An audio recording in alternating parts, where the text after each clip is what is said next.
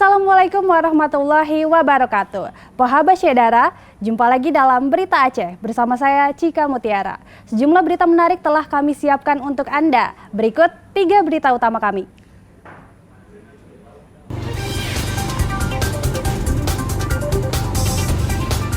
Seekor gajah Sumatera liar ditemukan mati tersengat kabel listrik yang diduga dipasang warga untuk melindungi kebun mereka.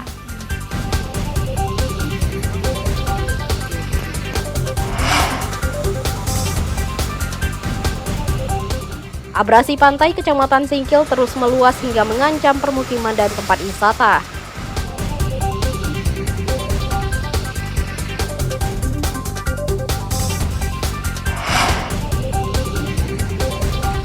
Mahalnya harga sejumlah kebutuhan pokok menyebabkan operasi pasar murah di Aceh Singkil diserbu warga.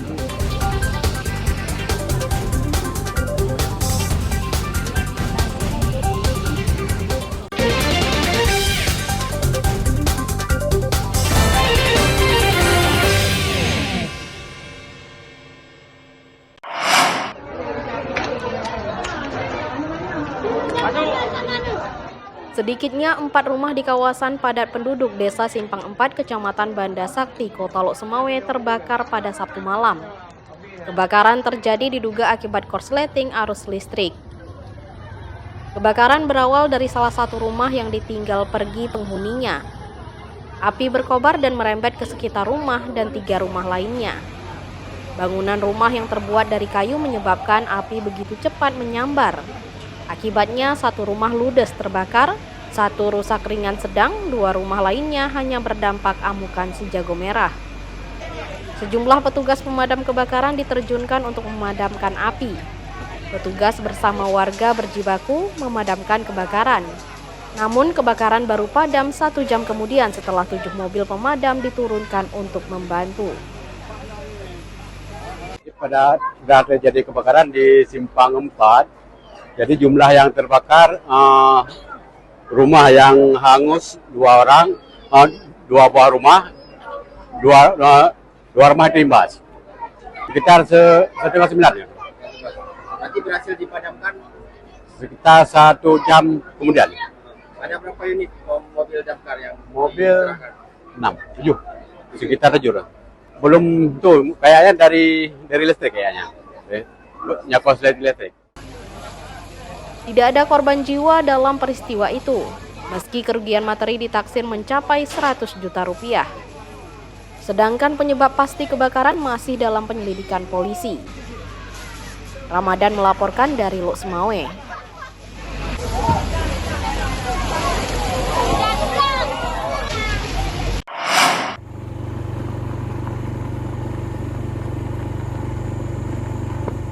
Seekor gajah Sumatera liar ditemukan mati di kebun warga Desa Karangampar, Kecamatan Ketol, Kabupaten Aceh Tengah. Kematian gajah liar tersebut diduga akibat tersengat kabel listrik yang dipasang mengelilingi kebun warga. Bangkai gajah berjenis kelamin jantan pertama kali ditemukan warga pada Jumat pagi. Satwa dilindungi ini terkapar berdekatan dengan kabel listrik bertegangan tinggi yang dipasang mengelilingi seluruh kebun warga. Tim dokter hewan dari BKSDA Aceh yang turun ke lokasi telah melakukan nekropsi bangkai gajah malang. Mereka mengambil beberapa organ penting untuk diidentifikasi diperiksa di laboratorium. Sementara itu, pihak BKSDA Aceh bekerja sama dengan instansi terkait untuk menertibkan kabel listrik yang tidak standar dan membahayakan. Kematian gajah Sumatera di Aceh Tengah ini merupakan yang kedua kali pada tahun ini. Sebelumnya, bangkai gajah Sumatera juga ditemukan di kawasan itu dalam rentang waktu berdekatan. Ini off the record aja ya, kita mendapatkan informasi adanya gajah mati di Ketol ya, di Karangampar. Ya, kemudian teman-teman langsung ke lokasi dan memang ada dilakukan pengecekan ya, teman-teman di lapangan langsung merespon, melakukan pengecekan dan itu diketahui jenis kelamin betina. Dan dari penelusuran awal memang itu diindikasikan akibat sengatan kawat listrik yang dipasang oleh warga lah ya, masyarakat. Ya. Kasus kematian gajah liar di Aceh masih tergolong tinggi. Tahun 2024 ini telah terjadi 5 kasus kematian gajah liar, masing-masing 1 ekor di Aceh Utara, Nagan Raya, dan Pidi Jaya, dan 2 ekor gajah ditemukan mati di Aceh Tengah. Tim Liputan melaporkan dari Aceh Tengah.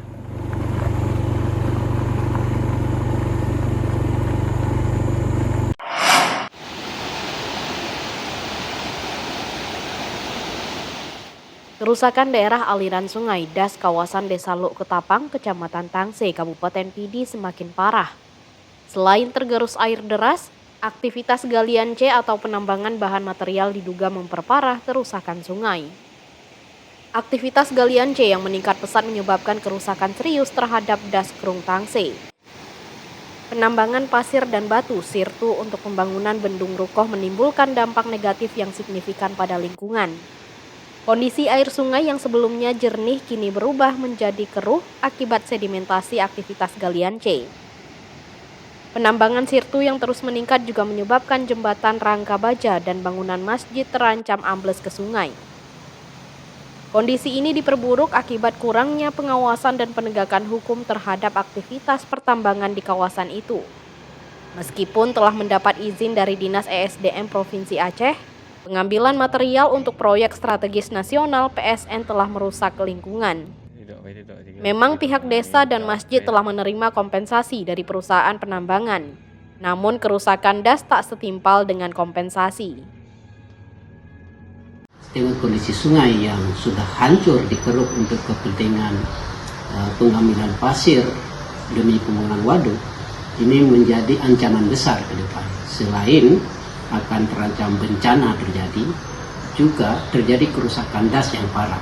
Padahal sungai yang ada yang sudah rusak itu adalah sumber air untuk warga yang ada di sana, baik itu air untuk kebutuhan pertanian, perkebunan, dan juga untuk kebutuhan sehari-hari. Selain kerusakan das, jalan lintas Tangse juga rusak parah akibat dilalui truk pengangkut pasir dan batu yang bermuatan berat. Bahkan rawan terjadi kecelakaan lalu lintas. Kondisi sungai Tangse yang rusak butuh perhatian dan tindakan nyata dari semua pihak untuk memulihkannya. Jika tidak, kerusakan yang terjadi bisa permanen dan mengakibatkan hilangnya salah satu sumber alam air di Kabupaten Pidi. Tim Liputan melaporkan dari Kabupaten Pidi.